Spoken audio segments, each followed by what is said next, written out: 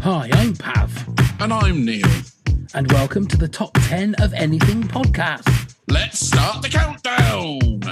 10, 9, 8, 7, 6, 5, 4, 3, 2, 1. We are all, for the most part, a society of fair-minded, good, decent people with morals and pleasant dispositions. But there are times in certain circumstances where the situation gets the better of us and just pisses us off. It can be something simple, something avoidable, but no matter what it is, it gets under our skin and grinds our gears. Here's someone that's in everyone's top 10 of being pissed off. It's Neil with 10 pissed off facts. Thank you very much, Pav. So many things piss us off, as you heard, and the UK's Mirror newspaper ran a poll for what pissed people off the most. So at number 10, it was train delays. Your mama was a snowblower. At number 9, it was roadworks. Fuck you! That's my name. At number 8, having to ask people for money they owe you. You son of a motherless goat!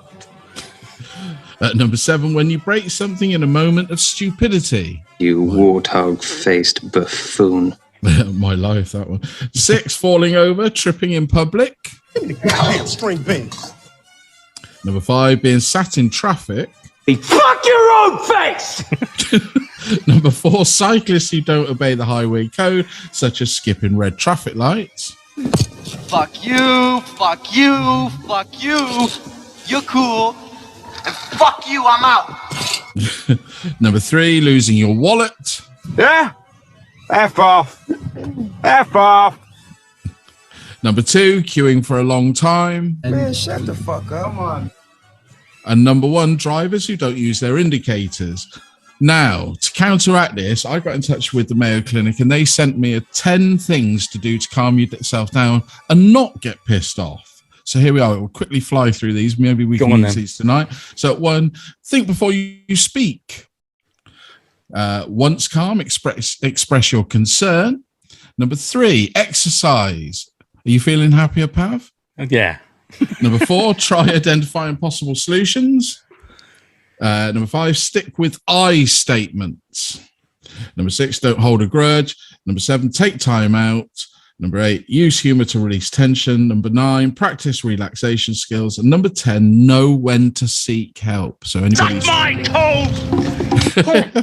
Can I ask you what's the name of that list?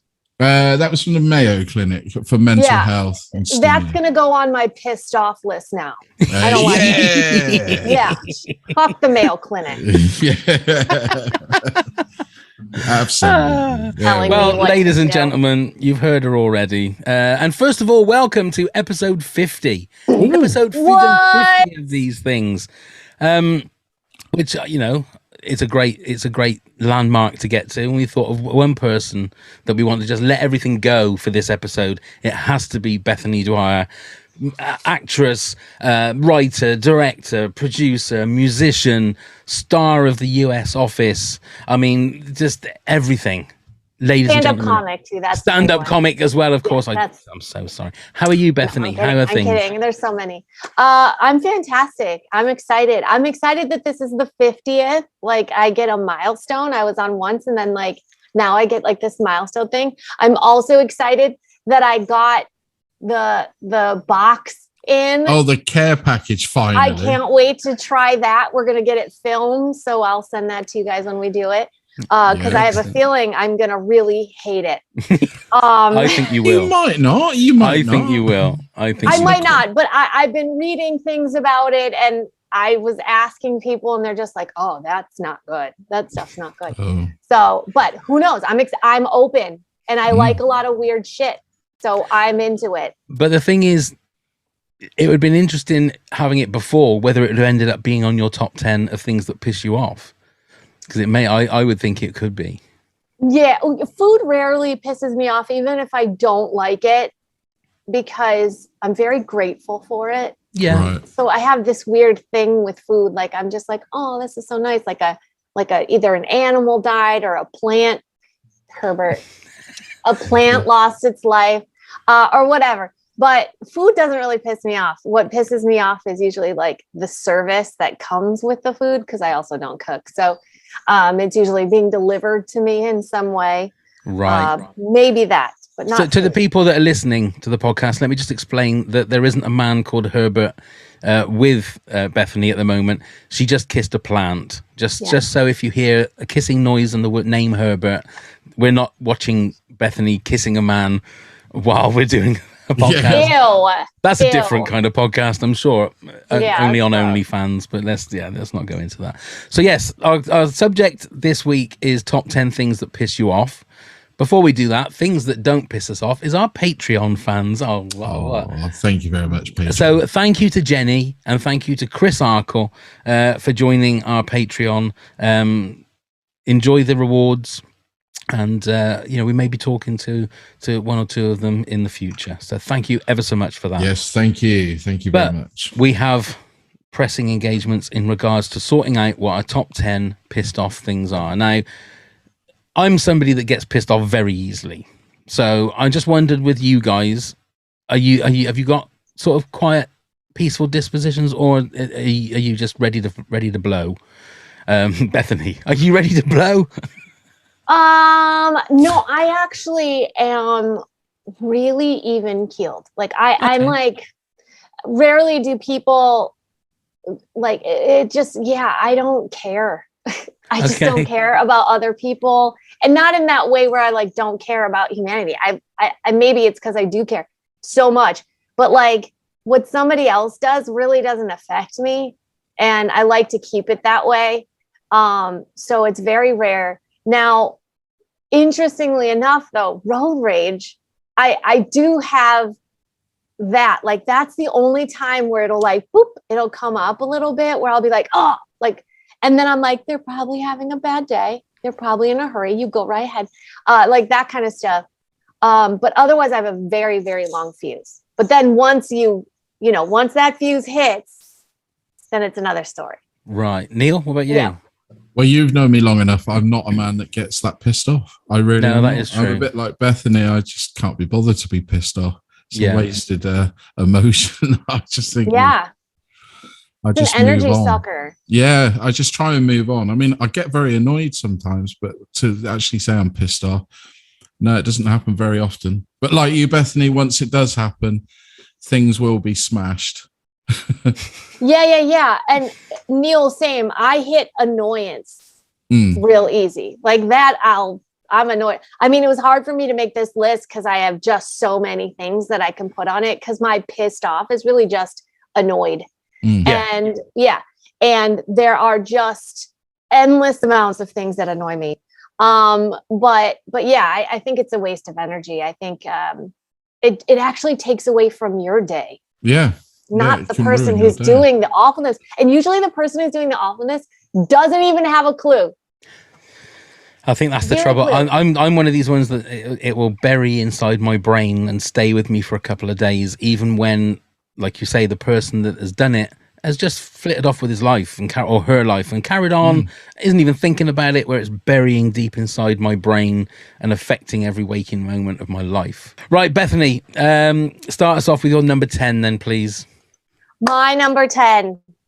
Well, this is going to sound weird to some people, but what really pisses me off is the business side of business.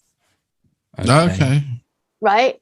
Like anything to do with business pisses me off. Like I just want to do my art and create art and do this. And it's really not the job. The job is all this other stuff that I'm terrible at and I can't stand, like networking and social media, and it's all about all that, right? It really pisses me off. Like it's almost speechless, which is why I put it first. Cause I was like, this is just so genuine and real. And I thought, well, the first one's just going to be real. Like, Yeah. I slowly, as I did the thing, was like, I should probably do less real ones. Because I won't make them as funny, but yeah, I don't know what it is about business. It chaps my hide. And I always feel like the people who get to pull all the strings and tell you what to do and all that kind of stuff are like the least funny, least creative, have no idea what they're talking about, but they have the money or they have the pull and it's just like, it's like we got to change the system or something. I don't know. Yeah. It's the people who stop people from being creative. That's the thing, isn't it? But they're the ones that give the people the chance to be creative, which I think it's annoying. That's annoying. Yeah. It's like all the stuff that, how do I explain this? Like you have to have a certain amount of followers, or you have to have this show, or you have to have that to get anything. And then you're like, well, wait, what if I'm funny, just genuinely funnier than this person? Like, why wouldn't that? And then if you put me up there, then I'm going to get more followers. It's like this weird thing that happens of just, it's the whole networking. Maybe it's not the business, it's the networking thing. I'm really not good at. I'm not good at like, hey, you want to go on a date? You want to do this? Find the thing and I'll give you that. No, I'll be the one who's like, this bitch over here is trying to get me, like I'm the worst. So that part, it's annoying. I don't know how it is over there. No, I think it's the same thing. It's just the way that it is these days, isn't it? It's all about how many followers you got and how much influence you've got, as opposed to how much talent you've got. Yeah. I think that's the key, which will be why we'll mention that. Like we've said before, it's like a Black Mirror episode. We're all about the likes. It's everything's becoming the likes. Yeah. And it's sad. Really not genuine either, because they'll like buy likes or buy people and it absolutely works. Like people just see it and they're like, yep, okay, great. People will do things that it's not them naturally. They are doing it for the likes, as opposed to being then the natural set. Oh, that really pisses me off. Yes, it works.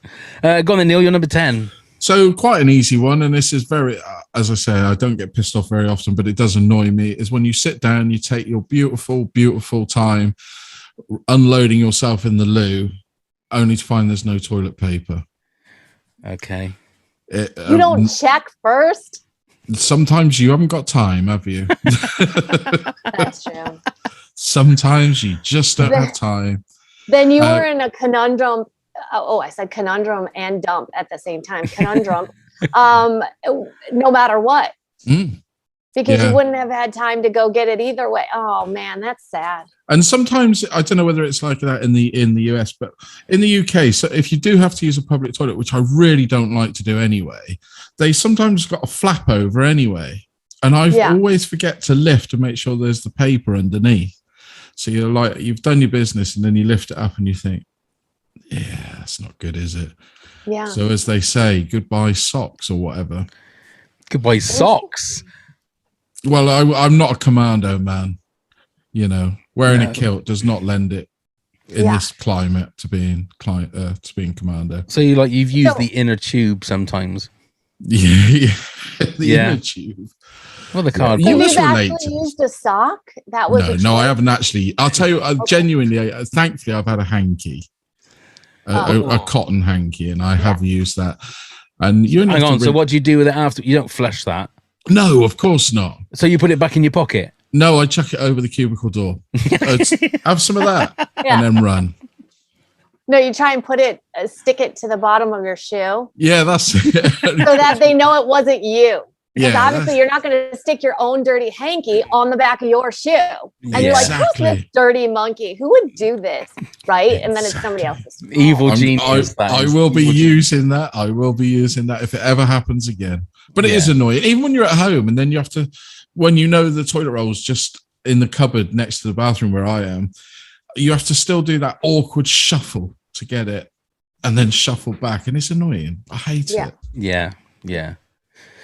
With like public toilets, I like most of them. The cubicles will have space at the top and the bottom, won't they? Yeah. Sometimes you will go to a restaurant and it'll be a completely secure cubicle. I do find that quite comforting when it's like there's no gaps.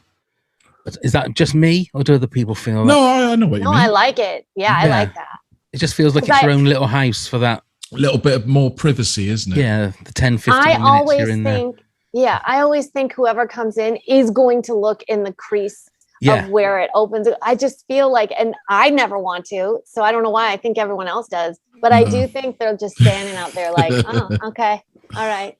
And you sit there and it's busy and you realize that the lock doesn't work, so you have to stick your foot against the door so that nobody else like bangs into the door. Oh God, I've gone in the bathroom like this the whole time just to try and hold the door to make sure. Like the lock's janky. You're like, no. Yeah, it can be stressful. It can be very, very stressful. It can be, yeah. This is why disgusting. I try not to go to public toilets. Really do. Well, for that one.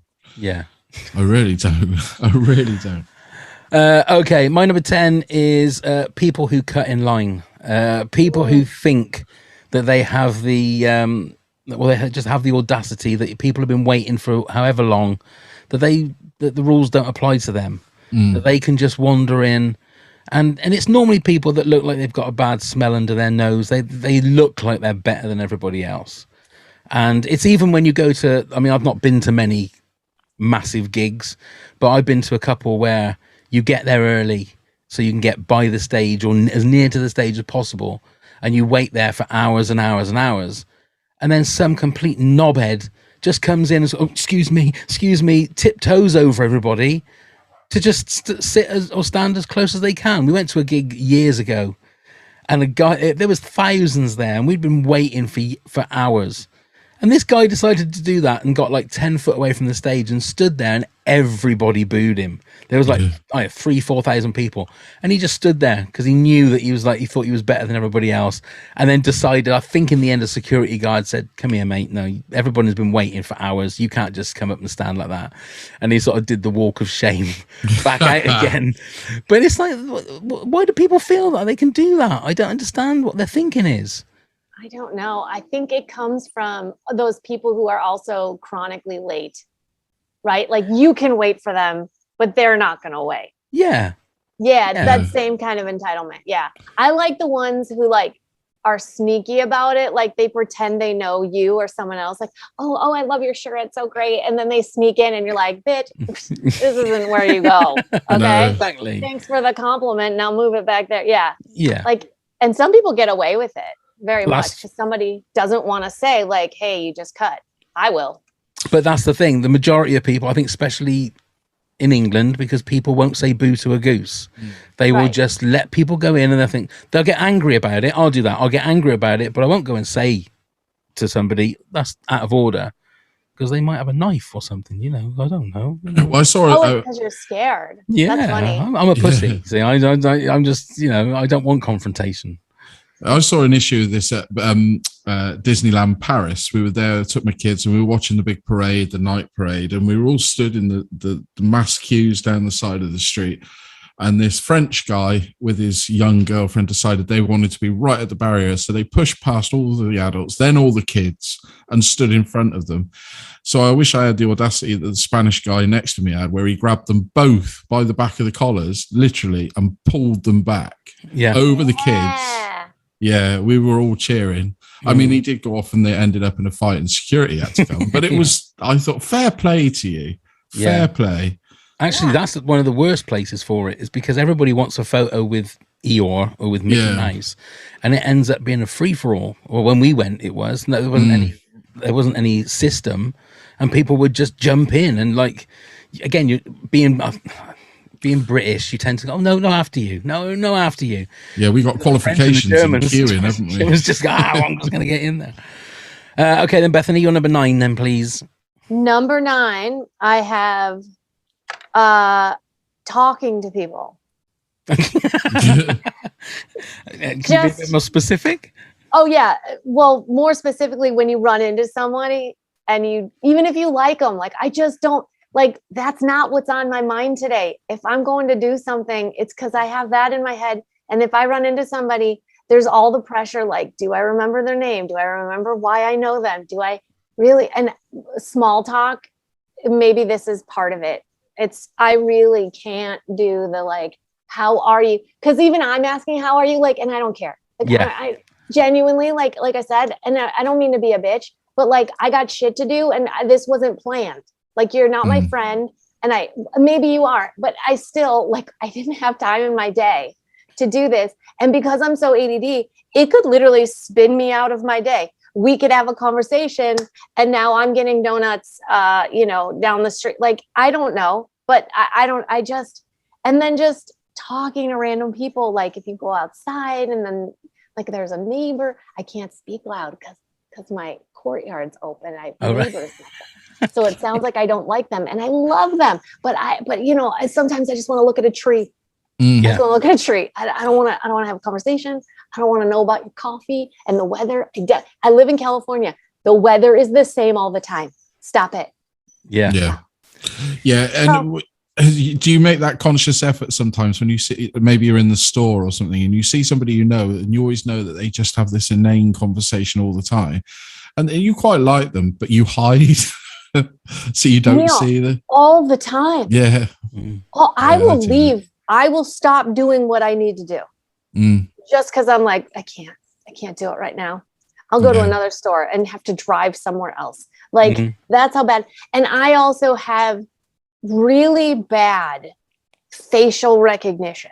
Like, you know how people are always like, oh, I know if I don't forget a face. Not me. I actually remember voices. Like, so if you start talking to me, I'll be like, oh, that's how I know this person. Like my fiance makes fun of me all the time. We'll be watching a movie. I'm like, oh, is that is that like, I can't even come up with a name. Like, is that Brad Pitt? And he's like, absolutely not. Like, what are you talking about?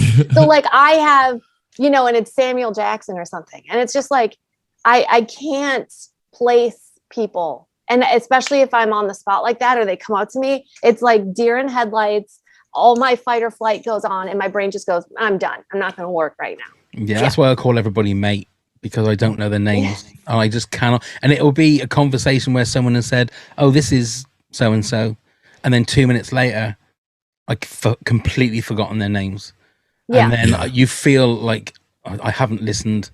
I haven't listened to what you just said because I say I don't care. And it just, I don't know whether it's lazy or whether it's just, I just don't have the mental fortitude to remember people's names. Yeah. What about you, Tim? Yeah. Matt. Hey. But I completely agree. It's it's the small talk. It's like you say. I've found myself lately doing the closed mouth smile nod now when I see someone I know. You just walk past and go like that, and then they do the same, and then you just walk past each other. Yep.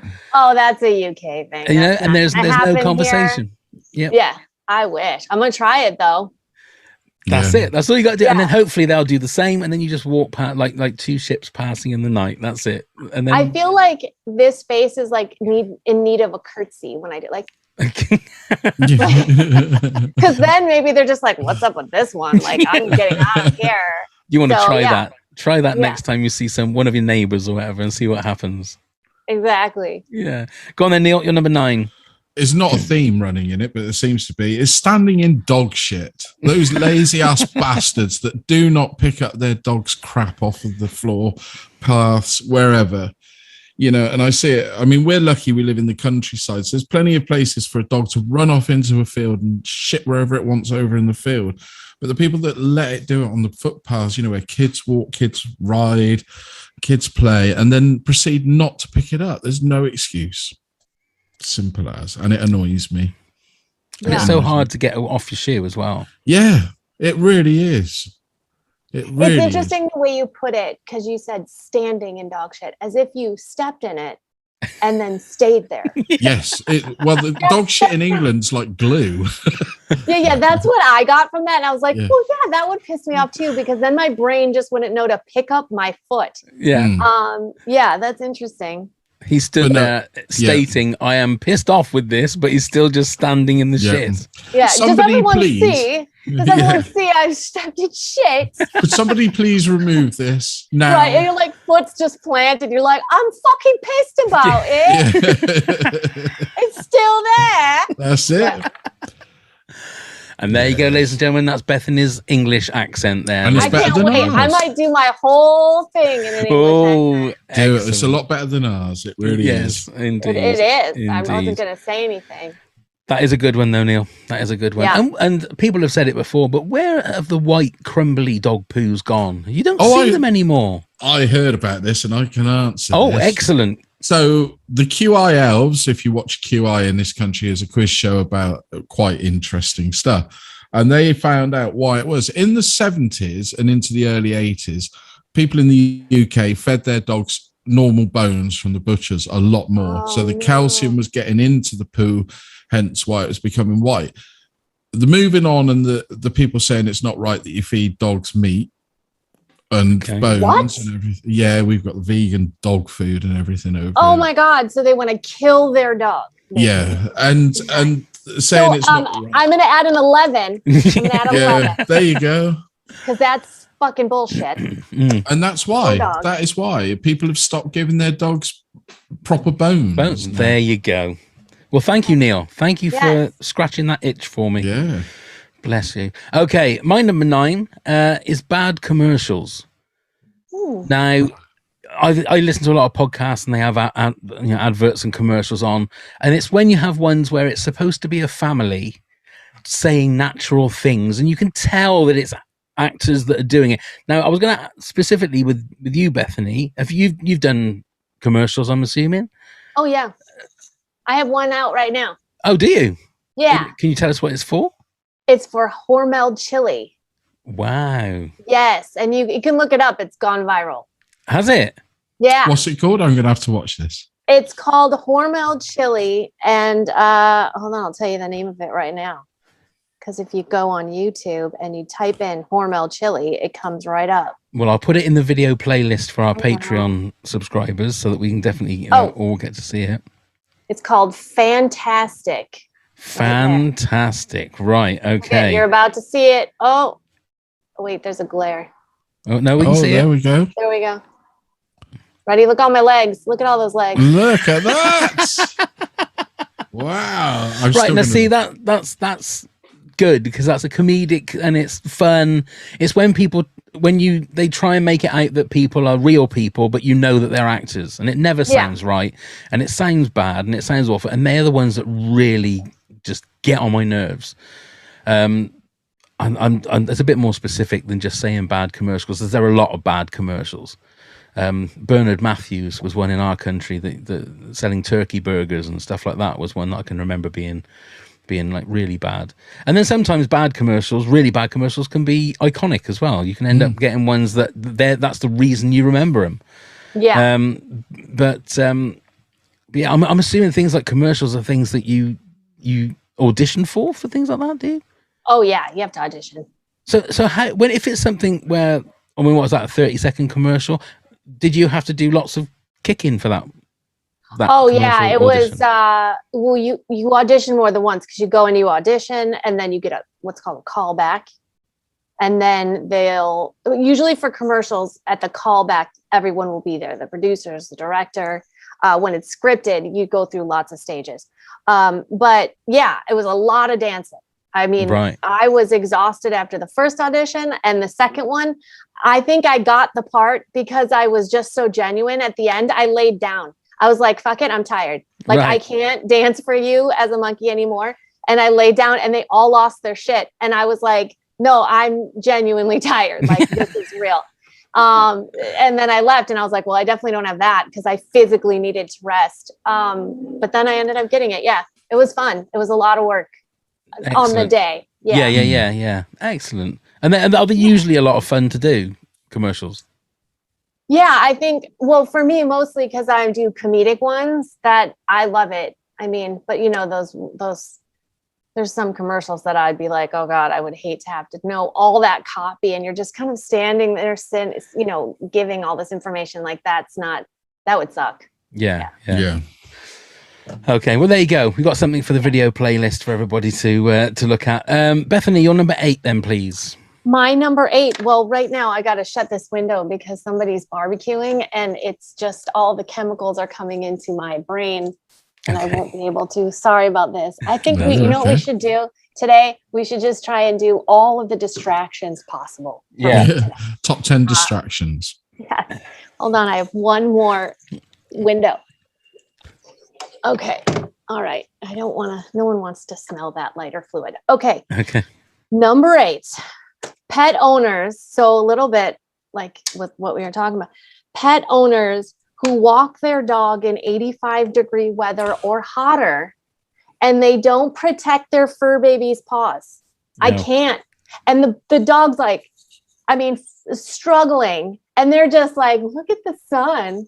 Look at the tree. It's like, oh my God, do you have zero compassion for the animal you so-called love? Like, I want to go up to them and like confront them. You know, like I want to be like, put your face on this tar right now and tell me how hot you think it is. And then pick up the little baby's paws. Like, I don't know. Because that was another genuine one, and I moved it a little bit so we wouldn't have 2 real things that piss me off. But it just makes me sad. That is something that we're going through at the moment, because we're having like the hottest days ever recorded at the moment. And a lot of on social media is people saying, why are people taking their dogs out? Why are you taking your dog out for a walk? You are going to kill your dog. Yeah. So it's very prudent for what we're going through at the moment. 40 degrees it's supposed to be next week, apparently. The hottest now obviously, I think in California that's just a normal day, isn't it? Something like 40 degrees. Well, you guys are on Celsius. Oh, that's right? True. That is What true. is it in Fahrenheit? So that's around about 104 or something like that. Oh yeah, that's normal summer. Yeah. For us. Yeah. I don't know how you do it. I honestly don't know. But then we're again, British, we melt. Exactly. But the majority of people in California and America have air conditioning, don't they? Whereas we don't. We just have silly little fans at our feet. That's just.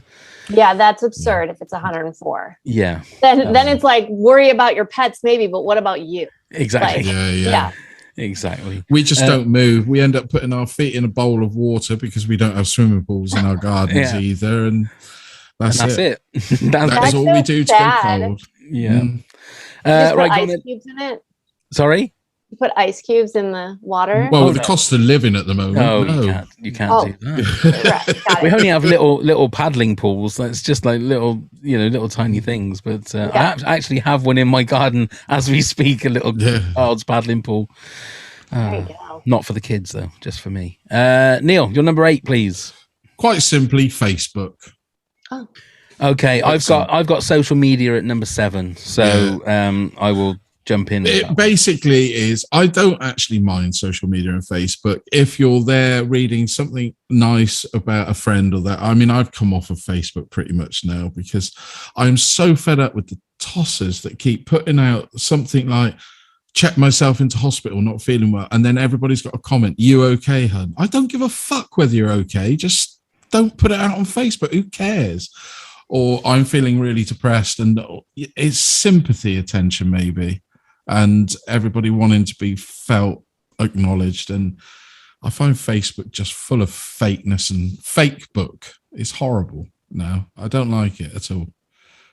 But it is It's pronounced Facebook though, just so you know. Yeah. Yeah.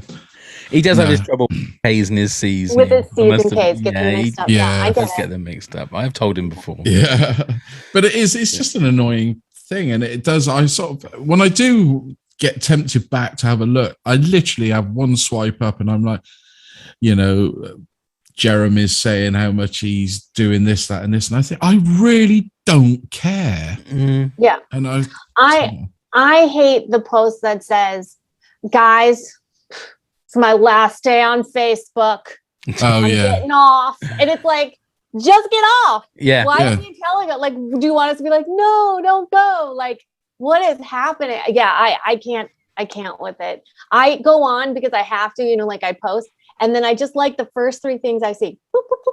I don't even read them. I don't care. So hopefully I'm not liking crappy stuff. But I just boop, boop, boop. And then I post. And then I leave. Yeah. I can't. All social media makes me crazy. And it makes everyone crazy. They just haven't realized it yet. Yeah.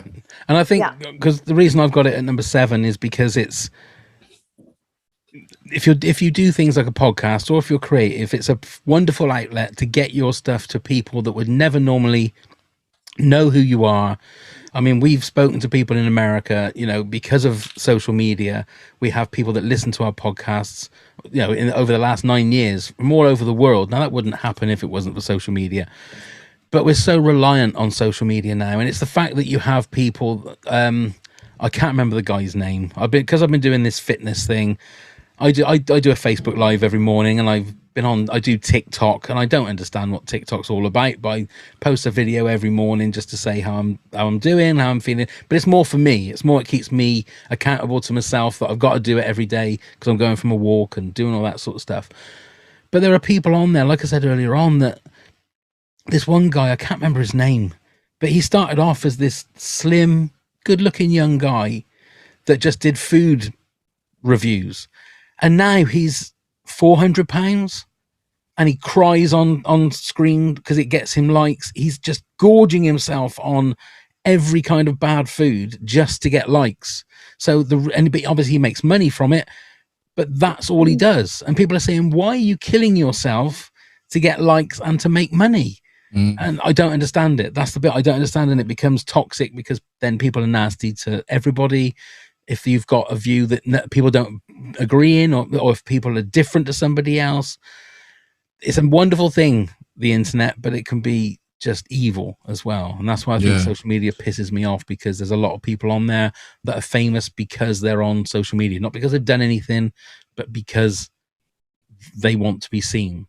So I remember there was like a wave here when, Vine came out, and I think Instagram was already, and all this stuff. And they were taking these people who, say on Vine, had all of these followers, where if you remember, Vine was like 5 or 6 seconds. Like that's all you had.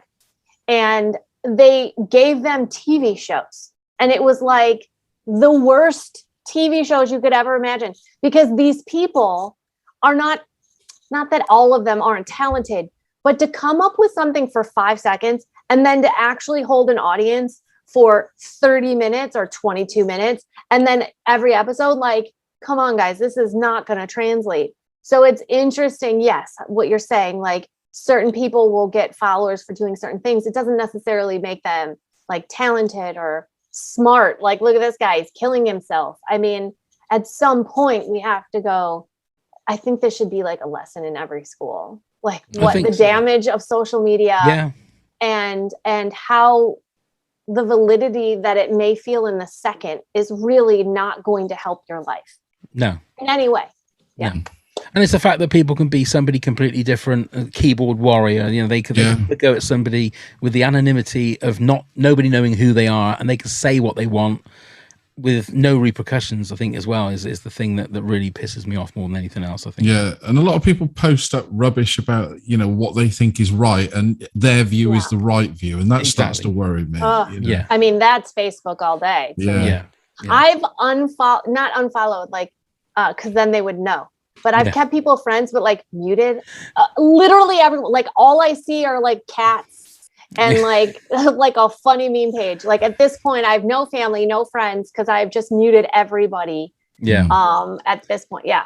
But there's nothing worse than when you have somebody on Facebook as a friend that you admire, and then all of a sudden you find out what their political beliefs are, and you think, shit, I need to maybe just mute that person then, because I thought they were like nice people, but I don't agree with a particular political view or religious view or something, or racism or homophobia, and you think, all right, no, okay, but like you say, you don't want to be nasty and not be friends with them. You just need to like not see what their opinions are.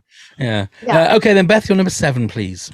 My number 7 is, and I don't know if your Netflix is the same way, but I'm having major issue with the voiceover actors on these foreign shows. They're horrible. Like, do you guys have any of the foreign shows on your Netflix, and then like they ADR in an English accent? Oh, like Squid Games and those sort of things. Oh, yeah.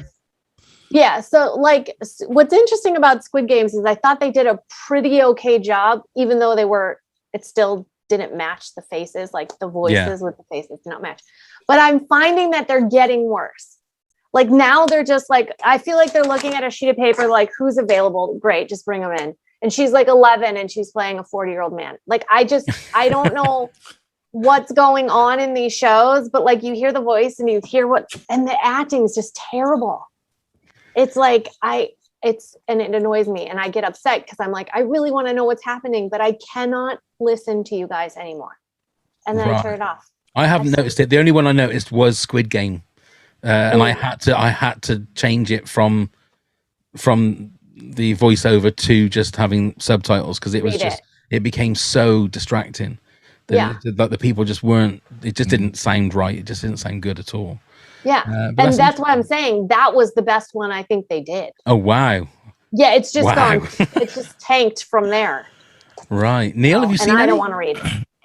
I don't. I have seen them, but as you know, I for some reason I have a great ability to watch subtitles. I can do it all day, every day. Yeah, and I don't really choose that option. But I won't watch something if they don't give you the option not to. So if it hasn't got the option to not watch it in subtitles, I tend to, because of the same as you, Bethany. I'm not interested. I can't be watching someone talking like that. Yeah. And you're like, no. Yeah. I'm with you on that one. Okay. Neil, your number 7, please. Quite a simple one in itself, inflicted. It's when you stub your toe. And especially walking wherever at night. I do like to walk around barefoot when I'm home alone. And I have this knack of always stubbing one of, it's always one of my big toes, always on a door, everything. And I hate it. I bloody hate it. Massive big toes, though, Neil. Yeah, I'm like a hobbit, just in the big toe department. Yeah. They are just massive big toes. They are. They're like, I could hitchhike with them. You could. And you'd get seen very quickly as well. Yeah. You see me coming around a corner 4 minutes before I actually do. They're that big. Yeah. No, but I do. It's a horrible thing, isn't it? It's like standing on Lego, I suppose, is the other alternative. It's just that pain, that sudden pain, and you're like, holy shit, I'm losing my foot. You know what'd be worse? Go on then. You know what would be worse than that? Is stubbing your toe. You're stubbing your toe in the pile of dog shit. Oh, you see, rock hard dog shit. The worst. Yeah. That would be like, because then it's 2 in 1. Oh, imagine then I probably would get pissed off. You slid in the dog shit, which caused you to stub your toe. And then you'd stand up because you have to stand in the dog shit while you exclaim that you're pissed off. That's it. And then I'd have to tell everybody on Facebook. It's a whole process. It's a whole process. Okay, right. I did say that social media was my number 7. I'm going to swap it with my number 8. So my number 7 is mobile phones. Now, mobile phones are the greatest. That's my number 4. Oh, is it? Okay. Yeah. They are the greatest thing that's ever been invented. I think they are amazing. The things that you can do on a mobile phone now, they're more powerful than the rocket that took the man to the moon in 1969. Those kind of things just blow your mind. And the stuff that you can do, that you can talk to somebody anywhere in the world face to face, is amazing. But the fact that it's destroyed family life and family conversations, and just, I mean, look, I'm probably contradicting myself in the fact that I'm the same as you, Bethany, with like the small talk thing. I don't particularly like small talk, but it stopped conversation. You go on a bus or you go on a train, everybody has their head down and are on their phone. I'm the same. I'm not saying, if my wife listened to this podcast, she'd be saying, you're the worst one out of everybody. You're always on that bloody phone. Yes, I am, because I'm always doing things about the podcast. I'm promoting and stuff like that. But it becomes something that you're tied to and something that you feel. First thing I do whenever I wake up in the morning, look at my phone. If I go for my 50-year-old 3 a.m. wee in the morning, when I get back, I pick up my phone. Why? Nobody's going to contact me at 3 in the morning. But it's a thing, it's an obsession that becomes something that I feel, it pisses me off when I think about it, that I'm stuck to it. And I know that I shouldn't be. And I know that I could probably put it down. But I know there's a part of me that would be going, it'd be like a drug. And I just need to just have a look, because somebody might message me. Somebody might just ask me a question, and it's horrible. I hate it. But it's when you go to like shopping malls or wherever you're going, nearly everybody is walking around with a phone in front of them. And it's weird to people watch now, because everybody's become generic. They're all the same. Yeah. Or seeing a concert. It's like the band's right in front of you. Yes. Why are you watching through your phone? Yeah. Like, Yeah. it's mind blown. It's funny because and maybe this will help you, but I coach empowerment as well to people. And one of the things I tell people who feel the same way that you do is that this is power.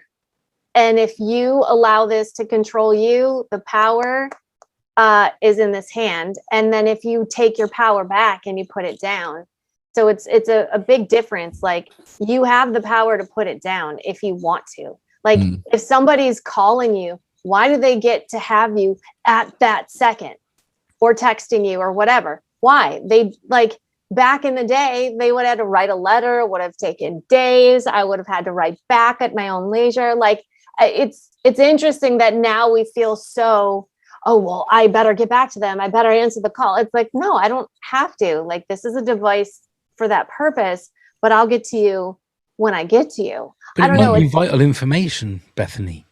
They might be asking me something amazing or something I need to know. I just need to, let me just check and see on my phone. Right. But it takes you out of your moment right now. Absolutely. And that's the only moment you have. Yeah. For sure. Yeah. So it's like, do I want to give my moment to somebody else? Nah, not really. I try not to even look at who it is sending it, because I'm in my moment. And like, when I get a chance, I don't know, it's helped me a lot, because maybe it perhaps years ago would have been on my list, but now I realize, like, oh, I just need to take my power back. Yeah. Yeah. And I forget that, we dictate when we call, when we get information. Because what happened to me, just doing a callback, I was in an audition, going to an audition, a very, very important audition, huge audition.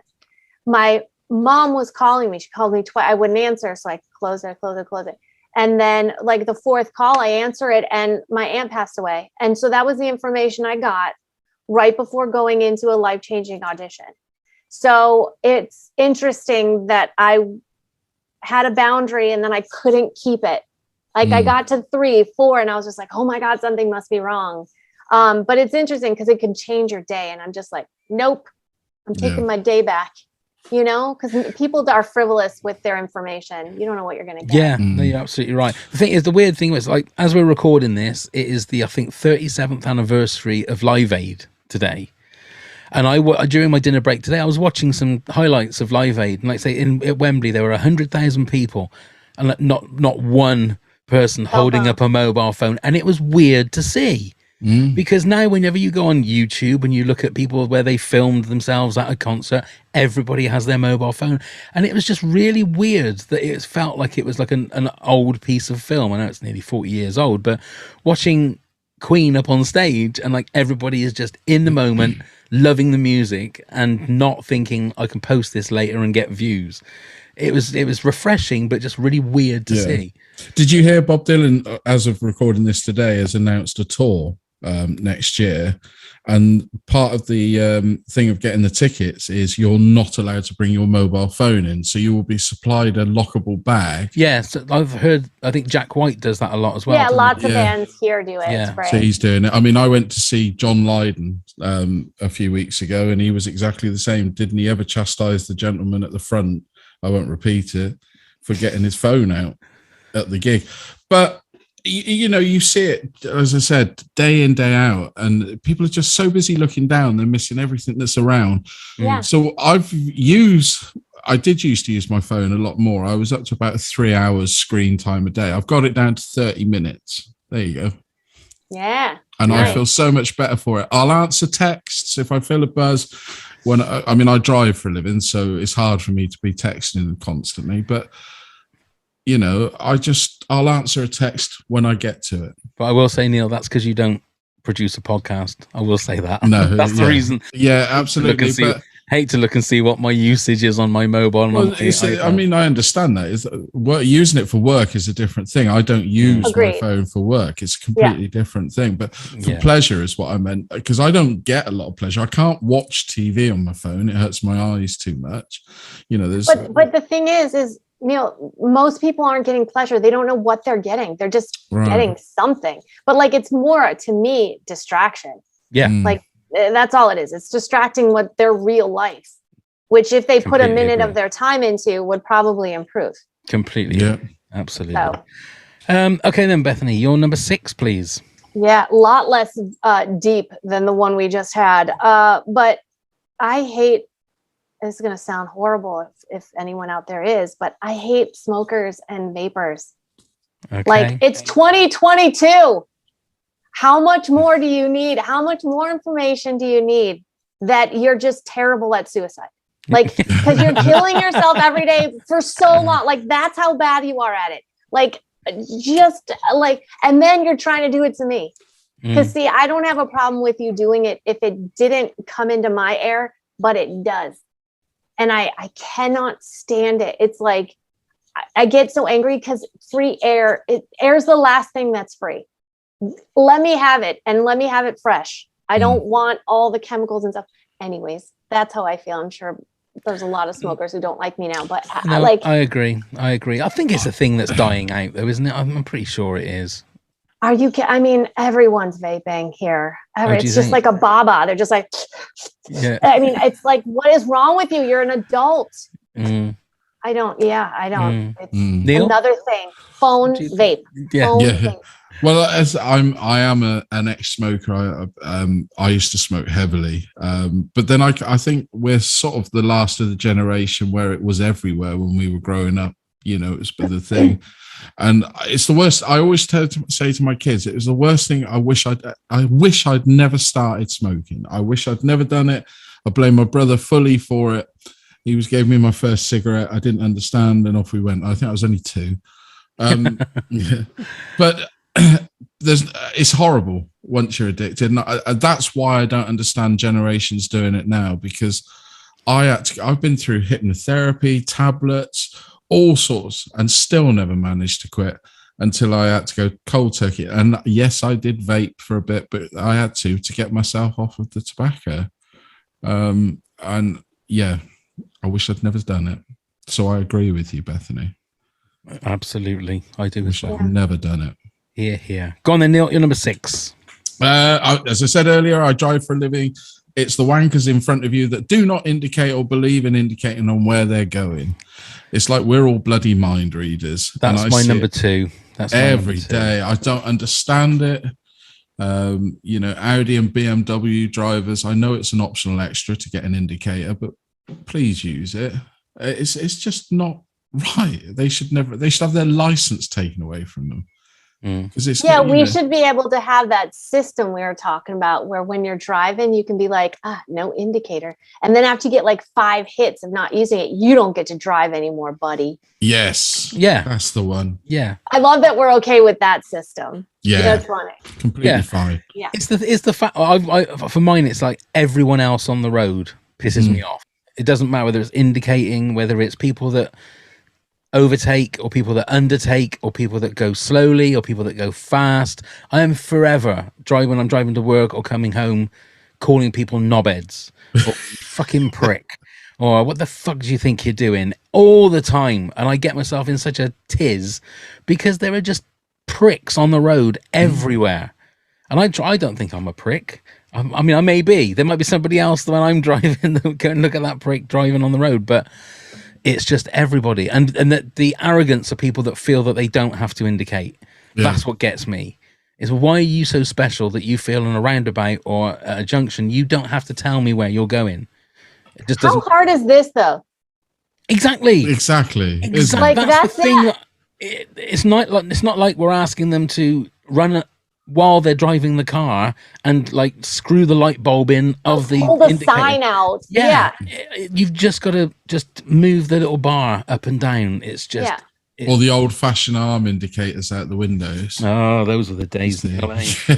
Maybe you could just stick your big toe out of the window. That'd be a way of doing it. It's already out the front of the bonnet. I bet it is. It's that big. I bet it is. Toe, you said.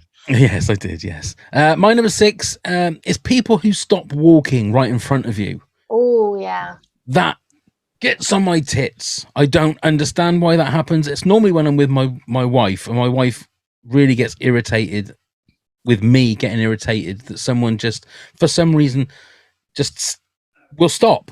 And there's no reason for them to stop. It's one reason why I hate IKEA. IKEA was very close to being in my top 10 because you get herded around in a specific order. You can't just follow the arrows. Yeah, you can't wander where you want. So if you're going along this trail of doom, then all of a sudden somebody in front of you stops. You have to stop. And there's no, I don't want to stop. I want to keep walking. I'm going to get angry now. You've got to keep walking. Do you know what I mean? And it just, in a cinema or somewhere like that, anywhere where you're walking, a supermarket, and someone will just stop in front of you or just fucks me off. Anybody? Thoughts?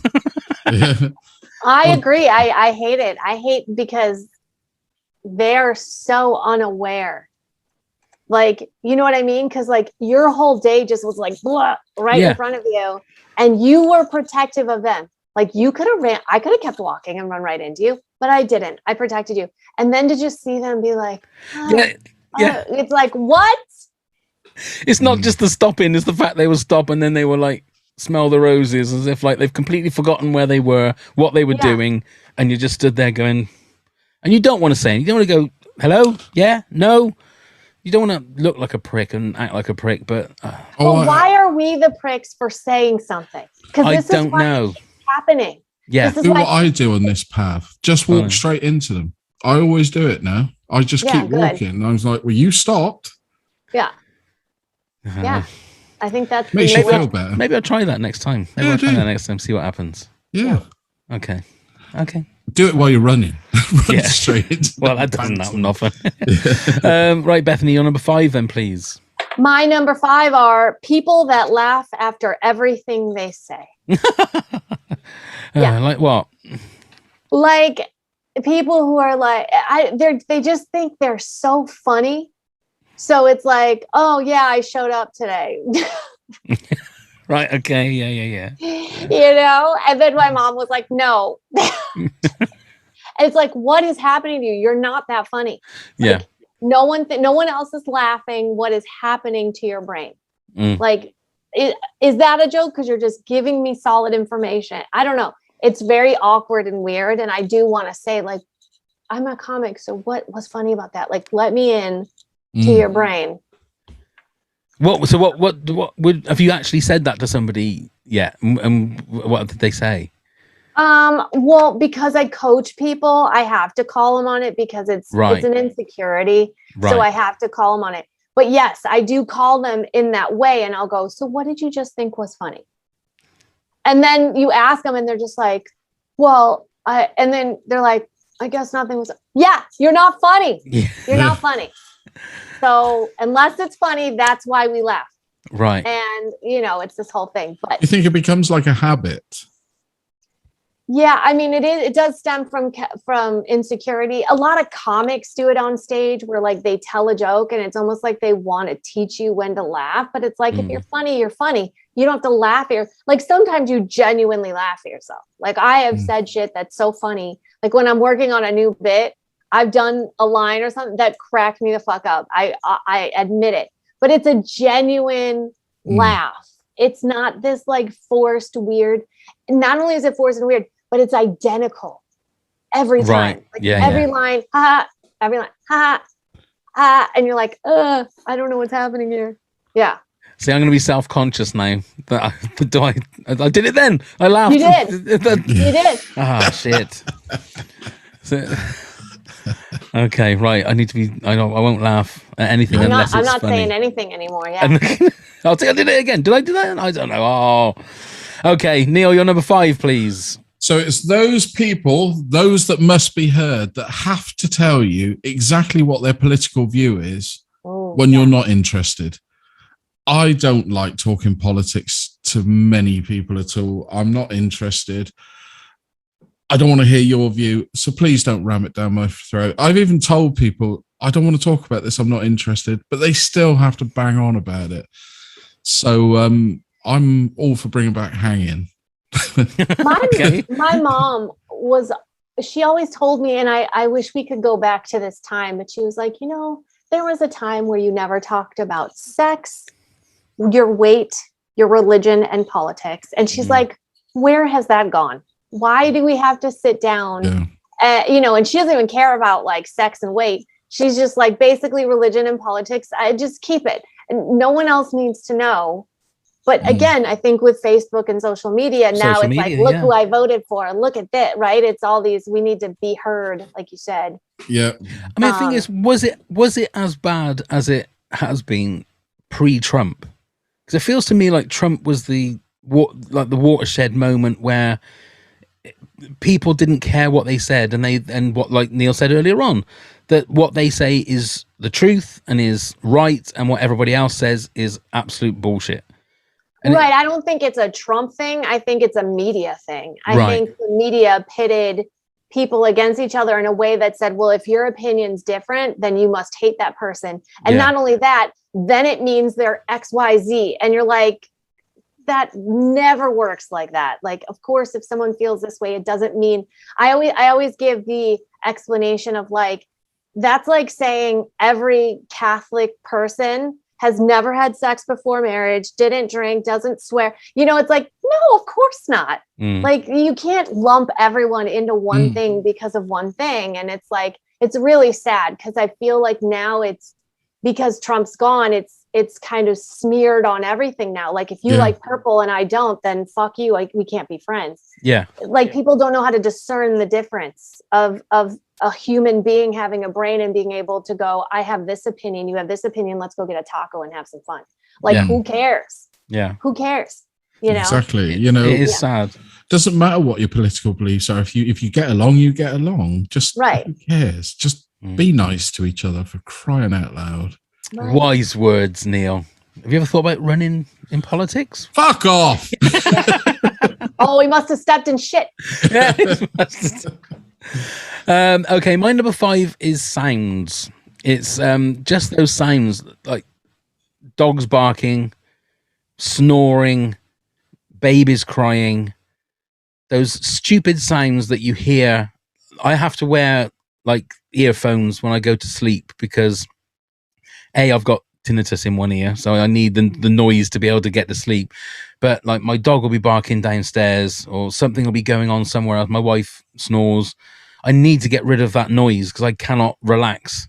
And those kind of noises that are just grating noises, but repetitive shrills that just get on my nerves. And that's one of the things that really piss me off. Do you guys have leaf blowers in the UK? Yeah. Not in our street really, but yeah, they're a constant in LA. It's just a constant noise of blowing leaves. And I think, why are we blowing leaves? You're just blowing them back this direction, and someone's going to come by. Like, I don't understand. It's not like they're collecting it in a pile and doing something with it. I don't understand it. But those noises, yes, agreed. I can't with that. Or the incessant dog next door, because then I just think about the poor dog. Why is it barking? No one's home, right? If a baby's crying, though, I don't care. It's like, just do something with that baby. Like, I don't, Yeah. I mean, to be fair, the little sausage dog that we've got, he's fine at nighttime. It's just he barks at everything else. Someone makes... See? Fucking little piece of shit. He will just bark at anything. Even when there's nothing around, he will bark. And again, my wife says, it's just how he is. I said, maybe he has tinnitus. Maybe he does. But I say, we're supposed to be the dominant creature. We're supposed to tell him when he's allowed to do things and not allowed to do things. He's right. I mean, you empower people, Bethany. Am I right or am I wrong that we should take the upper hand with the dog and he shouldn't bark when we don't want him to bark? Yeah, you can train him to do that. How? Well, that's a whole other podcast. I mean, get a trainer, but every time he does it, you can, right? You got to do like that Caesar guy. You just got to show him who's boss. You just own it. Be the alpha. Yeah. And make these weird noises. And then the dog's like, why does he keep making these fucking noises? I hate these noises. That's what's the noise again? Do it again. I'm going to try that tonight. I'm going to go up to him, really confuse the little shit and go, well, wait until he barks. Just don't do it around. Fred, and see what he says. Yeah. What the fuck are you doing? I'm just going to go off and bark. I'm just training the dog. I'll bark at you. Yeah, okay. We'll give that a try. Bethany, then, your number 4, please. My number 4 is hands down across the board. There isn't an exception. I hate and I get pissed off at every romantic comedy. I think they're stupid.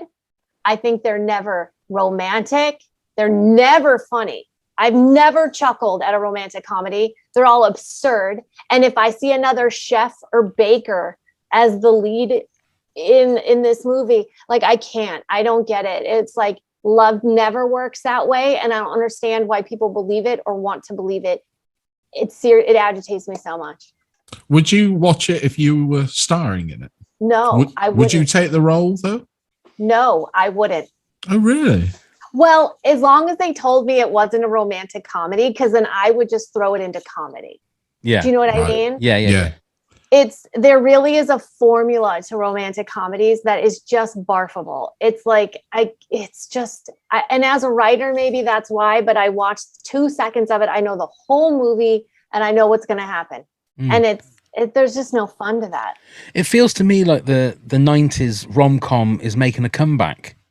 It absolutely is, and that's what they're asking for. Yeah, and it's just the George Clooney, Julia Roberts movie that's coming out. I saw the trailer for that when I went to the cinema last week. There was the Channing Tatum, Sandra Bullock one, which I didn't find. The Lost City, I think it was called. That wasn't particularly funny. No, yeah, I'm not a big fan of rom-coms. Yeah. Neil, do you like a good rom-com? Not particularly. No, I can't say that I can even think of one that I really like. So no. No, they're awful. They're garbage and they should be burned. Even the ones that are classed as classic. I mean, like I watched the last. What, like You've Got Mail or something? What's the one? Well, Love Actually was the one I was thinking of because I was watching. No, not Love Actually. Isn't Notting that Hill. a Christmas one? Notting Hill. I watched 20 minutes, the last 20 minutes of that, and I just didn't laugh once, and I just didn't. Yeah, I would agree with you on that. And they come from such fantasy as well, don't they? The rom-coms, like you said, Notting Hill. He's living in smack bang one of the highest priced areas of London, which is with a struggling bookshop. And he's got a struggling bookshop. Right. It's like, sell your fucking place, you idiot. Yeah. You know what I mean? Pay a bill. Exactly. Yeah. Right. So Neil, you said mobile phones. I did. 4. So my number 4 is my 4th best thing that pisses me off. It's talking and mobile phones in the cinema. Whether people are text messaging or whether they're just scrolling on their phones. I know it's linked to the mobile phone one, but anybody that's causing a fuss in a cinema, pre-mobile phones, when people just would buy a ticket and then just talk all the way through the phone, all the way through the movie. Right. So here's a question for both of you. What is the cutoff at a cinema for people to be quiet? Do you say during the commercials, during the actual trailers for the movie, or when the movie starts? Where do you say is the cutoff? For me, they should be quiet when it's the trailers. Bethany, what do you say? I say when the movie starts. Okay. Because sometimes you're like, oh, I need popcorn. Oh, go get me some pop. I got to go to the bathroom. You know what I mean? Like, I don't know. Especially because trailers they're like commercials. We see them on TV all the time. Usually I've seen the trailers. These days I would agree with that. Yeah, I would agree with that. I mean, one thing I used to do was love to go to the cinema, get there in time to see the trailers. Now, like you say, you can see them all online before you go to the cinema. Neil, where do you say is the cutoff? Well, I will talk about this later. Oh, right. Okay. Okay. But I would say years ago, probably the trailers, but now before the movie starts. Yeah. They even give you a fucking warning in the cinema. They do. The film will start. Go and get your popcorn. Go and get your drinks now. Turn your phones off. Yeah. And again, why would you spend whatever it is to get to the cinema and then talk all the way through the movie? What's the fucking point of that? Yeah. I think they do that at home too, though. Like if they were watching, they probably just do it at home. That's fine, but I'm not sat in their living room trying to watch a movie. No, I know. I'm just saying they don't feel it's a difference. No, well, I don't know. Assholes, aren't they? Yes. Bethany, your number 3, then, please. My number 3 is friends that I've given plants to. That when I go over to their house, the plant's either dead or gone. Right. Okay. Like that will piss me off because, like, first of all, it shouldn't be gone. Because if you can't handle it and give it back, it's living. What did you do with it? Second, if it's dying, you can't put some water in a plant. Like I'm not handing out like crazy hard. What are those, lilacs? What was it? Yeah, those really difficult flowers. Like, I'm not handing those out. I'm handing out like ivies and green plants that just need water and sun. So and then I think, is that how little you're adding into our friendship? Like, you can't take care of a plant. Are you really taking care of our friendship? Like, I really compare the two, and I'm just like, no, I'm pissed. That's quite a responsibility though, to give somebody a plant, because you're giving them a living thing. Yeah. Okay. But, all right. No, because I would feel a great sense of responsibility that somebody is giving me a living thing. We kill every plant that we ever buy, and we do water them. It's just, for some reason, I just think that they don't like us, and they just would rather die than live with us. So if you gave me a plant, which is a beautiful thing to do, to say, here you are, I want to give you this as a gift, I would feel so much under pressure that I'm going to kill this lovely gift that you've given me. But then you go, then you say, how do I do this? And then I help you. Or I don't know if I can handle this. And then I go, give me it back. Yeah. But then you're like throwing the gift back in your face, and that would be horrible. Only if I took it personally, I wouldn't. I think... Right. I don't know. Like, to me, it's, if you can't handle it, or you're like, oh yeah, I love it, and you take it for a week and it starts looking like fucking Freddy Krueger's face, like, hand it back to me. Like, let's save this thing, or read a book, or watch a YouTube video, or whatever. I don't know. I guess, I never thought of it really that I was giving any responsibility, but I just take it as like, we're not friends. You're not taking care of it. Also, Pav, if Bethany was to give you a plant, it would get you off your mobile phone a bit, because you'd have to look after the plant. Well, yeah, but I'd have to go onto Google to find out how to look after that plant. No, Bethany said she'd tell you. Oh, I suppose, yeah. Okay. Every negative, find the positive. You're absolutely right, Neil. You're absolutely right. Okay, Neil, you're number 3. Rudeness. I worked in retail for a long time, and there's no need for it. The person serving you is on minimum wage. Just, even if you can't be bothered to engage in conversation, thank the poor person that served you. Just at least give them thanks. Don't start firing down their throat because your bunch of grapes were all rotten in the middle. It's not like they fucking grew the grapes and gave them to you. They served you in good hope that they were good. Be nice and they'll help you. Be not so nice, especially in restaurants and things like that. You're going to end up with something dubious in your resent out meal. Rudeness should not be tolerated at any level. There you go. I'll have a political campaign to stamp out rudeness. Good. I agree. I can't stand it. I don't understand. If you aren't feeling like you can treat somebody the way you want to be treated and like a human being, then stay home. Absolutely. Stay home. Yeah. And since the last 2 lockdowns and all of this COVID palaver, I am finding rudeness a lot more now. People have become very selfish, I'm afraid to say, especially in this country, a lot more than they were before. It's very much become a me, fuck you society. And I don't like that. The sense of communities are all gone, and I'm not enjoying it. But if you remember how it was the first month of lockdown, that very first lockdown, everyone was so nice to each other. Yeah. Weren't they? Everybody was lovely to each other. And it was like everyone had this renewed love of mankind. And everybody, when you went out for your little bit of exercise, would say, hi, how you doing, from a distance. You were nice to your drivers. Out every Thursday night, clapping the nurses. That didn't last very long. Well, as soon as we were given our freedom back, we were back to being, and worse, I think. Especially, again, going back to on the roads. I'm seeing it, it's like people have forgotten the basics of driving and just become Neanderthal and ploughing through wherever they want to be. And that goes through all walks. Yeah. Let's have a little bit more respect and get rid of this rudeness. I agree. Yeah. I agree. But saying that, my number 3 is bad customer service. Yes. Agreed. It's not the same as like going to a waiter or a waitress or somebody that works in a supermarket and saying, these potatoes are no good. It's when you have people that their job is to make sure that something is right, and they don't do their job right.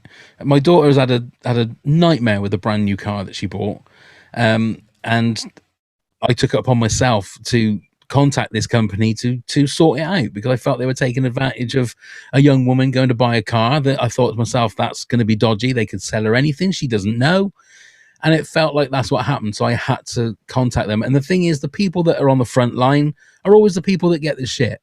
And whenever I'm having a go at people like this, whether it's internet provider or my TV provider, I always say that I am not having a go at you, the people that I'm talking to, because they are the front line. They're the people that get the shit. But if you're there and your business is to do a specific thing and you're not doing that specific thing, I think I'm in my right to say you're not doing a very good job and you need to sort things out. And it's bad customer service is one of those things, especially since the COVID and lockdowns. It's so much harder to get to speak to the people that you need to speak to, which only pisses you off even more. So that's all I'm going to say about that, because I will get really angry about that. No, I agree with you on I that. agree. Yeah. Nothing to disagree there. Good. Okay, Bethany, your number 2, please. My number 2, and there's a 2-part to this. Ooh. My number 2, what pisses me off is adults with braces. And here's why. Because I find that when you're an adult and you have braces, you want to show everybody. Do you notice that? They're all just like, it's like, look, take it from a teenager. They learn how to smile like this because they don't want anyone to know. I just don't like how it's just so out there. Like they just want everyone to know, look at, I'm an adult with braces. But and the same token, my number 2 is I also hate adults with fucked up teeth. Oh, right. So we're British, so you better right. Not look at it's like, God, but it's like you've made it as an adult, you haven't fixed it yet. Like, come on. But then if you have braces, shut your mouth. So it's interesting. I see where I go wrong both ways. So I feel like it's a wash.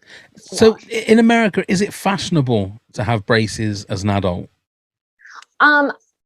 I mean, I don't think so, but I feel like when adults finally get them or something, they're just so, they think they maybe look like a teenager. I don't know, but I see it very rarely because obviously, especially in LA, I mean, my God, everyone gets everything fixed by 13. Right. So there's really not that many, but there will be these random fews. And I don't know if they're like proud of it or they're excited. I don't know, but it's just weird.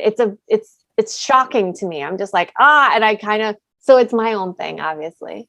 It's perfectly fine. That's fair enough. And I think it's the thing, it's like, especially in somewhere like LA, image is everything, isn't it? Yeah. Yeah. So I suppose, I'm thinking about, I suppose that somewhere like LA has got the most beautiful waiters and waitresses you've ever seen. I mean, they're stunning. They have zero talent, but they're stunning. Maybe they need empowering by you, Bethany. Do you think that's what it is? That's what it is. I think it is. Right then, Neil, you're number 2. Quite a simple one. Money or lack of it. It annoys me when I come to the end of a month and I suddenly realise I haven't paid a bill and I haven't got enough money in the bank. Shite.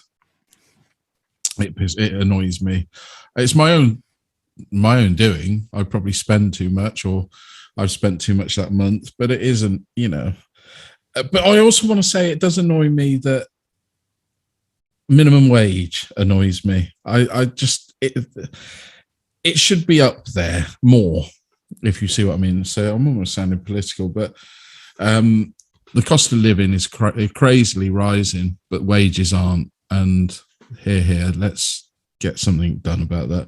But money annoys me. It's become the B end of everything or lack of everything. And let's go back to bartering, shall we? I'll sell you my turnips if you sell me your cider, pal. Well, by the way, that's where they feel like it's going to go. So get your skills on now. I mean, I'm not going to talk about it because it's political. No. You can talk about it. Just don't ram it down my throat. Yeah. Well, we don't really have that much time. So I'm not going to go there. But we can do that another time. Yes. Indeed. Right. So my number 2 is Everyone Else on the Road. So Bethany, before we reveal our number 1s, if you want to give us a countdown from 10 to 2, please. Sure. Here we go. The business side of business and networking. Number 2, talking to people. Number 3, pet owners who walk their dog in hot weather without protecting their fur baby feet. Number 4, voiceover actors on Netflix foreign shows. Number 5, vaping/smokers. Number 6, people that laugh after everything they say. Number 7, romantic comedies. Number 8, friends I've given plants to and they've let the plant die, just like our friendship. Number 9, wait, did I just go backwards and then mess up? I did. Number but don't 2, worry. because I went the opposite way on You my thing. did. Number 2, people who can't count. No, number 2, adults with braces and also adults with fucked up teeth. Excellent. Neil, your 10 to 2, please. So number 10, no toilet roll. Number 9, standing in dog shit. Number 8, Facebook. Number 7, stubbing a toe. Number 6, people who don't indicate when driving. Number 5, people who must be heard about politics. Number 4, mobile phones. Number 3, rudeness. Number 2, money or lack of it. Lovely. And mine is number 10, people who cut in line. 9, bad commercials. 8 were social media. 7, mobile phones. 6, people who stop walking. 5, just sounds. 4, talking and phones in the cinema. 3, bad customer service. And 2, everyone else on the road. Bethany, what is the number 1 thing that pisses you off? Number 1. Well, let me first just preface it by saying my number 2, I only added the adult part with fucked up teeth because it was funny. Not because I really care. It really is just adults with braces. Okay, good. I'm glad we just got that out of my way. Okay, number 1, and this is very specific to me. So this may not be relatable. I don't know. Number 1 is my fiance's fart while I'm sleeping. Okay. Oh, yeah, that annoys me as well. Yeah, because they're horrific, first of all. Second of all, I'm in bed comfortable. And now I need to move because I get physically angry with smelly things. I get physically, like I start punching the pillow. I yell at him. I'm just so pissed. And by the way, he can fart all day long. He does. It's just part of being a man. But it's something about like I'm always just right about to fall asleep, and then he'll let something out, and the smell just like brings me back awake. And I don't know why, but I physically get angry about it. And it's just this poor little gas fart. Like, I wish it was different. But yeah. And he's asleep, I'm assuming. No, he's awake. Oh, no. Oh, right. Okay. So that's why also I get mad because he could have got up and just farted somewhere else, but he doesn't. No. Right. Bethany, I'm thinking. Can I ask you a question? Oh, go on. Yes, of course. Has he ever given you a Dutch oven? He knows not to give me a Dutch oven. And let me tell you something about his farts. He doesn't have to. Okay. Right. They permeate right through those sheets. I mean, I don't know what it is. They're magical farts. It's like that Pepe Le Pew thing with the you can physically see it. You can physically see it. Yeah. And it goes in your nose whether you want it or not, and then it stays there. Yeah. Like having a full meal. It's just awful. Yeah. No, I understand that. Yeah, maybe as a return from the Marmite, you could get a jar with one of his farts in and send it to us. And send it to you guys. He would love that. It would be nice. I mean, it would be interesting to see whether it would travel. And I'll let you investigate. I'll send you Neil's address. Yes. No, because Bethany might love the Marmite, and then I wouldn't. As far as I'm concerned, I think they're gonna smell pretty much the same. Marmite and your fiance's are they? Yeah, Marmite and Guff. Not to me, they don't. Yeah, I think so. Wow. Right, Neil, you're number 1, please. So you've already mentioned it. It's talking in the cinema, theatre, or other event where, specifically where the thing has started, the play, the film, and then somebody decides to talk about what they're going to have for tea. Fuck you, talk about it outside. It really does wind me up. And I do speak up. It's the one thing I do talk, I will shout at somebody who starts talking in the cinema. I will as well. Yeah, I can't be doing with it. I really can't. I'm like, if you've gone to the theatre, especially in London, you're talking £100 a ticket now, which is quite a lot of money. I don't want to spend that and listen to Doris in front of me telling me how she's going to knit a new bloody jumper for a boyfriend. It's piss off. Just piss off. And that sounds very specific. I was going to say, what show are you going to? There's £100 a ticket. Hamilton. People doing Well, it was their very boyfriends. Goodness. Do you know what I mean? It's just it's always an inane conversation that really doesn't need to be had. Yeah, and it's rude. Always, and it is rude. And there's 500 people watching the same thing as you, and everybody else manages to shut up. Why can't you? Yeah, and that's all it is. Completely agree. My number one is all politicians, all politics. Doesn't matter whether it's left wing, right wing, conservative, Labour. It's just all of it gets on my tits. They are all for themselves, not for the people. It doesn't matter whether it's British, whether it's American. It's quite simply that they all just want power, and they don't really care about the people. Career politicians. Yeah, well, it's just all of them. And as much as I'm sure there are wonderful people that have morals and want to do, but I think as soon as they get in the system, they are just for themselves. You've only got to see what's happening in this country at the moment in regards to all of a sudden people were backing Boris. Now they're all fighting to be the prime minister. You've got to see what's happening in America with the Supreme Court and all of that bullshit. And it's ridiculous and disgusting. And the fact that it's mainly old white men telling everybody how the world should be and not looking at what needs to be done. And that I think, and I think if people were able to sort things out properly, the world would be a better place. More people would have more money, more resources, and I think it's just greed. Maybe that's what it is. Maybe my number one is greed as opposed to politicians, but they're all assholes as far as I'm concerned. Here.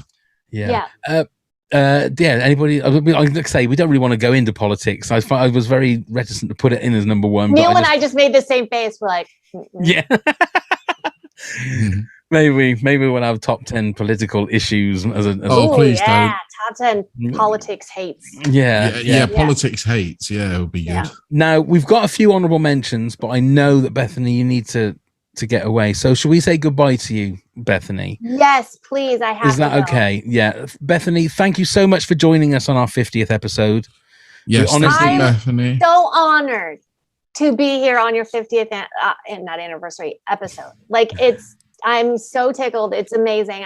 I hope I'm on several more. I love you guys. I think you're fantastic. Thank you. We would love to have you back anytime. Always welcome. We'll find another nice meaty subject to maybe top 10 political. Maybe top 10 meats. Who knows? Top 10 meats. Wouldn't that be a great one?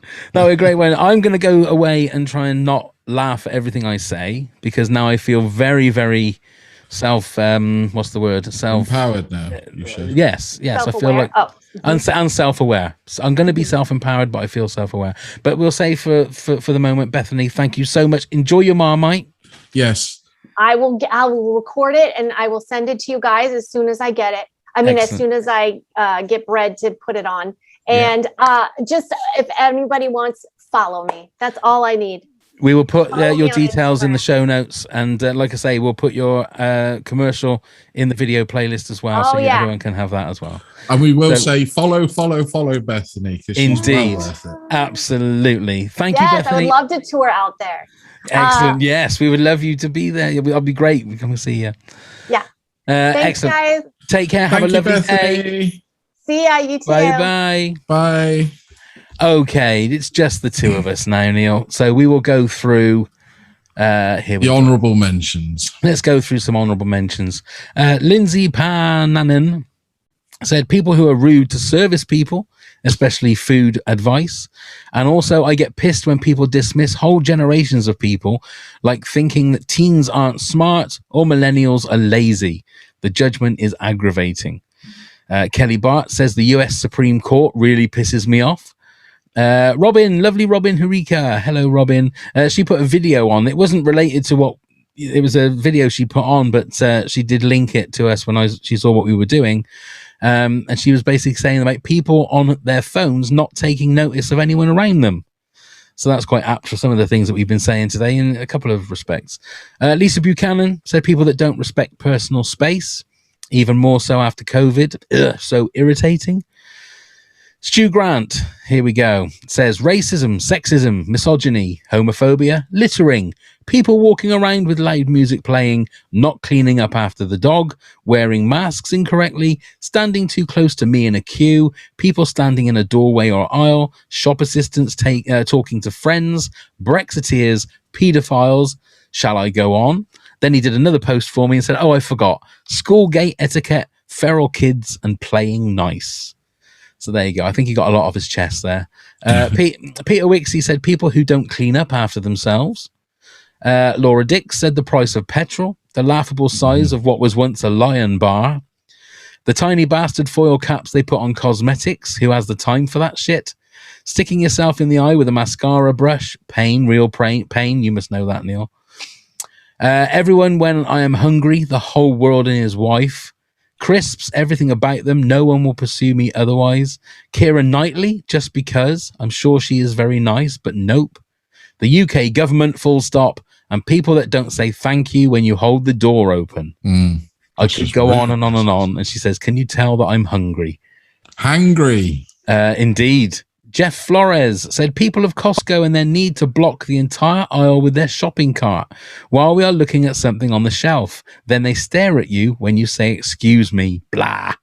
Idiots who do not put back their shopping carts in the cart corral. Is that what it's called in this country? What do you call it where they put the shopping trolleys, Neil? I don't know, really. I've never really thought about it. But I think cart corral. That's pretty good. Cool. Yeah, that is cool. Isn't we'll it? Adopt that one. Yeah, the cart corral. Well, next time I go to Tesco's with my wife, I'm going to go and get a cart from the cart corral and see what she says. I think that's very cool. But instead, they leave the cart in an empty parking spot. Grr. Prius drivers, they all suck. Drivers who cannot seem to stay in their lane when making a left or right turn and somehow magically end up cutting me off because they are stupid. Kids who literally think they know how to do everything, but when you ask them to do something, they have to YouTube it first. Seriously, if you can't figure out how a cassette player works, why are you touching my stereo? Another one, soft people. If you can't take a joke, don't talk to me. It's not that I don't like soft people, but if I can't say certain things around you because you are going to be offended, stay at home. And then he also says, FB. Oh, Facebook. Facebook. There you go. I literally got in trouble with something I posted 5 years ago. Really? How am I supposed to know that I was going to offend Facebook 5 years in the future? And also people who make lists complaining about things, lol. JK says, love you, long time. Rachel Davis says neighbors who argue loudly and then make up loudly. And finally, Dave Wadge says MPs constantly telling us, the public, that what the public really want to know when they get asked a question about what we, the public, actually really want to know. So there you go. Thank you very much, everybody. For thank you. Your honourable mentions. And I think that's about it then, Neil. It is. Just got a few little things to splurge out for you. Splurge away. Okay. You can find us on all the social medias at Top 10 Pods. Please do come and give us a click, give us a like, give us a follow, even though we've just moaned about it. But please do. Email us at toptenpods@hotmail.com. If you've got any suggestions for lists or any other topics, please do let us know. Come and help support the podcast at patreon.com/top10pods, where you get all sorts of rewards, where you could even be a guest yourself on the pod. And check out all our links via LINKTREE. You can find the link in the show notes. And please do come subscribe, leave us a rating and a review wherever you get your podcast from. Wonderful. So that's it. Episode 50 in the bag. Happy birthday. Happy birthday indeed. Again, a big thank you to Jenny and to Chris Arkle for being our latest Patreon subscribers. Yes, thank you guys so much for your support, and for everybody else that is a member of our Patreon. As Neil said, go to our Patreon, patreon.com/top10pods. Loads of extra rewards, including the video playlist for certain tiers. I think that's it. Happy 50th, Neil. Happy 50th, Pav. Thank you very much. That's it. Thank you once again to the lovely Bethany Dwyer. I'll put her links in the show notes as well. I think my voice is going. Be careful. You got to stop this smoking in public. I got to. Yes, and you've got to stop standing in dog shit. I really must. have. It's not It's good an for annoying habit. you. It is. That'll do. So thank you very much, Neil. Thank you very much, Pav. Thank you very much, Bethany. Thank you, Bethany. Thank you, Bethany. And that's it. Let's go start the countdown. 10,